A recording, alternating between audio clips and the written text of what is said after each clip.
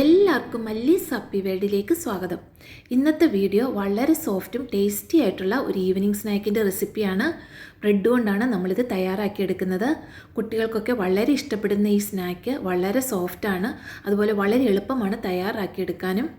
ഇനി ഇതുണ്ടാക്കാനായി ഞാനിവിടെ 6 പീസ് ബ്രെഡാണ് എടുത്തിരിക്കുന്നത്. അത് ഇതുപോലെ ഒരു ബൗളിലോട്ട് നമുക്കൊന്ന് നുറുക്കിയിട്ട് കൊടുക്കാം. മിക്സിയുടെ ജാറിലിട്ട് പൊടിച്ചെടുക്കേണ്ട ആവശ്യമൊന്നുമില്ല, ഇതുപോലെ ചെറുതായിട്ടൊന്ന് നുറുക്കിയിട്ട് കൊടുത്താൽ മതിയാകും. ഇപ്പം ഞാൻ 6 പീസും നുറുക്കിയിട്ടിട്ടുണ്ട്. ഇനി ഈ ബ്രെഡ് പീസ് ഒന്ന് കുതിരാനായിട്ട് ഒരു 3/4 കപ്പ് പാലൊഴിച്ച് ഒന്ന് കുതിർത്തെടുക്കാം. മുഴുവൻ പാൽ ഞാൻ ഒഴിച്ചിട്ടില്ല, കുറച്ച് മാറ്റി വെച്ചിട്ടുണ്ട്. ഇനി ഒരു ബൗളിലോട്ട് 3 കോഴിമുട്ടയാണ് എടുത്തിരിക്കുന്നത്. അതിലോട്ട് ഒരു 1/2 ടീസ്പൂൺ ഉപ്പ് ചേർത്ത് കൊടുക്കാം. 1 ടീസ്പൂൺ ചില്ലി ഫ്ലേക്സ്, ഒരു 1/2 ടീസ്പൂൺ കുരുമുളക് പൊടി ചേർത്ത് കൊടുക്കാം. 1 ടീസ്പൂൺ ഒറിഗാനോ ചേർത്ത് കൊടുക്കുന്നുണ്ട്. ഒരു 1/4 ടീസ്പൂൺ മിക്സഡ് ഹെർബ്സും കൂടി ചേർത്ത് കൊടുക്കുന്നുണ്ട്. ഒറിഗാനോ കയ്യിലില്ലെങ്കിൽ പിസ്സ സീസണിങ് ചേർത്ത് കൊടുക്കാം. ഇനി ഇതൊന്നും കയ്യിലില്ല എന്നുണ്ടെങ്കിൽ ചില്ലി ഫ്ലേക്സും കുരുമുളക് പൊടിയും മാത്രം ചേർത്ത് മുട്ട നല്ല പോലെ ഒന്ന് അടിച്ചെടുത്താൽ മതിയാകും. ഇപ്പോൾ മുട്ട നല്ല പോലെ ഒന്ന് അടിച്ചെടുത്തിട്ടുണ്ട്. ഇനി നമുക്കിത് ബ്രെഡിൻ്റെ കൂട്ടിലോട്ട് ചേർത്ത് കൊടുക്കാം. പാൽ ഒത്തിരി ചേർത്ത് കൊടുക്കരുത്, കാരണം നമ്മൾ ഈ മുട്ട അടിച്ചെടുക്കുന്നതും കൂടി കൂടുമ്പോൾ ഒത്തിരി വെള്ളമയമായി പോകും. അതുകൊണ്ട് പിന്നീടാണ് നമ്മൾ പാൽ കൂടുതൽ വേണമെങ്കിൽ ചേർത്ത് കൊടുക്കുന്നത്. ഇനി ഇത് നല്ല പോലെ ഒന്ന് ഉടച്ച് ഒന്ന് ബാറ്റർ പരുവത്തിലാക്കിയെടുക്കണം. ഒത്തിരി അങ്ങ് വെള്ളം പോലുള്ള ബാറ്ററല്ല നമ്മൾ ഉണ്ടാക്കിയെടുക്കുന്നത്, കുറച്ചൊന്ന് തവിയിൽ കോരിയെടുക്കാൻ പറ്റാവുന്ന പരുവത്തിലാണ് നമ്മൾ ഉണ്ടാക്കുന്നത്. ഇപ്പോൾ ഞാൻ നല്ല പോലെ ഒന്ന് ഉടച്ചെടുത്തിട്ടുണ്ട്. കുറച്ച് ടൈറ്റാണെന്ന് തോന്നിയതുകൊണ്ട് 1 ടേബിൾ സ്പൂൺ പാൽ കൂടി ചേർത്ത് കൊടുത്തിട്ടുണ്ട്. ഇതുപോലെ ആവശ്യത്തിന് വേണമെങ്കിൽ മാത്രം പാൽ ചേർത്ത് ഒന്ന് ആക്കിയെടുക്കാം. ഈ ബാറ്റർ ഈ ഒരു കൺസിസ്റ്റൻസിയിലായിരിക്കണം. നമ്മൾ കോരി ഒഴിക്കുന്ന മാവല്ല, എന്നാൽ തവിയിലും സ്പൂണിലൊക്കെ ഒന്ന് കോരി എടുക്കാൻ പറ്റുന്ന പരുവത്തിലുള്ള ഒരു ബാറ്റർ ആയിരിക്കണം നമ്മൾ റെഡിയാക്കി എടുക്കേണ്ടത്. ഇനി ഇതിലോട്ട് ഞാൻ ഉണ്ടാക്കുന്നത് ഒരു 3 ടേബിൾ സ്പൂൺ ടൊമാറ്റോ കെച്ചപ്പിലോട്ട് 1 ടീസ്പൂൺ ചില്ലി ഫ്ലേക്സും 1 ടീസ്പൂൺ ഒറിഗാനോയും ചേർത്ത് നല്ല പോലെ ഒന്ന് മിക്സാക്കി എടുക്കാം. ഒറിഗാനോ കയ്യിലില്ലെങ്കിൽ കെച്ചപ്പ് മാത്രം എടുത്താലും മതിയാകും. ഇപ്പോൾ മിക്സാക്കി റെഡിയാക്കി വെച്ചിട്ടുണ്ട്. ഇനി ഇതിലോട്ട് വെജിറ്റബിൾസ് ആയിട്ട് എടുത്തിരിക്കുന്ന ഒരു 1/2 ക്യാപ്സിക്കവും ഒരു പകുതി സവോളയും കൂടി ഒന്ന് ചെറുതായിട്ട് കട്ട് ചെയ്തെടുത്തതാണ്. ഇനി ഏത് പാനിലാണോ നമ്മൾ ഉണ്ടാക്കുന്നത് ആ പാനിൽ കുറച്ച് എണ്ണ തടവി ഒന്ന് നല്ലപോലെ സ്പ്രെഡ് ചെയ്തെടുക്കാം.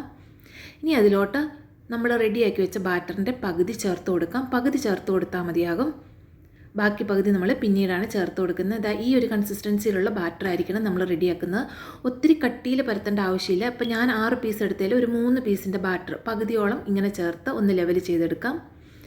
ഇനി അതിന് മുകളിലോട്ടാണ് നമ്മൾ കെച്ചപ്പിൻ്റെ ആ ഒരു കൂട്ട് ചേർത്ത് കൊടുക്കുന്നത്. ഒത്തിരി സൈഡിലോട്ട് ആക്കേണ്ട ആവശ്യമില്ല.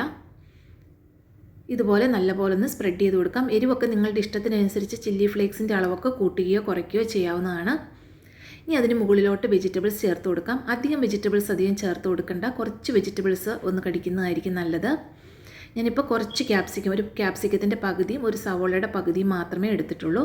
ഇനി അതൊന്ന് ലെവൽ ചെയ്ത് കൊടുക്കാം. ഞാൻ ഇതിന് മുകളിൽ ചീസ് ഇടാൻ മറന്നുപോയി.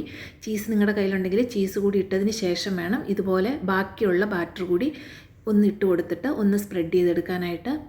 ഇനി നമ്മുടെ ബാക്കിയിരിക്കുന്ന പകുതി ബാറ്ററിന് മുകളിലോട്ടിട്ട് നല്ല പോലെ ഒന്ന് ലെവൽ ചെയ്ത് കൊടുക്കാം. അത് കൈകൊണ്ട് ചെയ്യുകയോ ചെറിയ സ്പൂൺ വെച്ചിട്ട് ചെയ്യുകയോ ചെയ്യുന്നതായിരിക്കും കൂടുതൽ എളുപ്പം. നല്ല പോലെ ഒന്ന് സ്പ്രെഡാക്കിയതിന് ശേഷം സ്പാച്ചില വെച്ചൊന്ന് ലെവൽ ചെയ്തെടുത്താൽ മതി. ഇനി ഇത് ഹൈ ഫ്ലെയിമിൽ നല്ല പോലെ ചൂടായ ഒരു തവയുടെ മുകളിലോട്ട് വേണം ഈ പാൻ നമ്മൾ വെച്ച് കൊടുക്കാനായിട്ട്. നമ്മൾ കേക്കൊക്കെ ബേക്ക് ചെയ്തെടുക്കുന്ന പോലെ തന്നെ. ഇനി ഇത് അടച്ച് വെച്ച് ഒരു 5 മിനിറ്റ് സമയം ലോ ഫ്ലെയിമിൽ വേവിച്ചെടുക്കണം.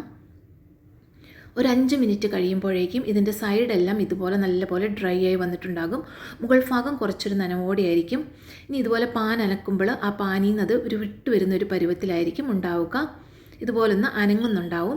ഇനി അത് വേറൊരു തവയിലോട്ട് നമുക്ക് മറിച്ചെടുക്കാം. മറിച്ചെടുക്കുന്ന ആ തവയിലും കുറച്ച് എണ്ണയൊന്ന് തടവിയിട്ടുണ്ടാകണം. ഇപ്പം ഞാൻ തവയിലോട്ട് മറിച്ചെടുത്തിട്ടുണ്ട്.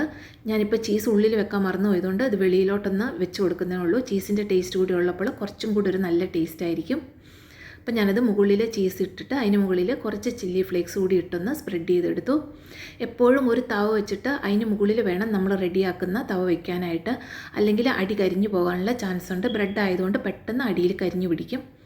ഇതുപോലെ ഒരു തവയുടെ മുകളിൽ ഇതുപോലെ വേറൊരു തവ വെച്ച് ഒരു 5 മിനിറ്റ് സമയം വീണ്ടും വേവിച്ചെടുക്കുക. ഇപ്പോൾ നല്ലപോലെ 2 സൈഡും വെന്ത് വന്നിട്ടുണ്ട്. ഒരു കിലുകിലുന്നൊരു സൗണ്ട് വരും ഇതുപോലെ നമ്മൾ അനക്കുമ്പോൾ പാനിൽ. ഇനി അത് പാനിയിൽ നിന്ന് നമുക്ക് സർവിങ് ഡിഷിലോട്ട് മാറ്റാവുന്നതാണ്. ഞാനിപ്പോൾ സർവിങ് ഡിഷിലോട്ട് മാറ്റിയിട്ടുണ്ട്. വളരെ പെട്ടെന്ന് എളുപ്പത്തിൽ തയ്യാറാക്കാൻ പറ്റുന്ന ഒരു സ്നാക്കാണിത്. ഇനി ഞാനിത് ചൂടോടുകൂടി തന്നെയാണ് ഇത് കട്ട് ചെയ്ത് കാണിക്കുന്നത്. കട്ട് ചെയ്യുമ്പോൾ തന്നെ നിങ്ങൾക്കറിയാം എത്ര സോഫ്റ്റ് ആയിട്ടുള്ളതാണെന്ന്.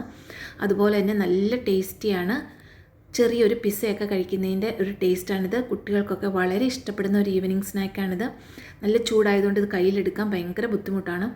ഇനി അതിൻ്റെ ഉള്ളിലുള്ള വെജിറ്റബിൾസ് ഒക്കെ ആണെങ്കിലും നല്ല ക്രഞ്ചി ആയിട്ടായിരിക്കും ഉണ്ടാവുക. എല്ലാവരും തീർച്ചയായിട്ടും ട്രൈ ചെയ്ത് നോക്കുക. വീഡിയോ ഇഷ്ടമായെങ്കിൽ ചാനൽ സബ്സ്ക്രൈബ് ചെയ്യുക. ലൈക്കും കമൻറ്റും ഷെയറും ചെയ്യുക. എല്ലാവർക്കും നന്ദി. താങ്ക്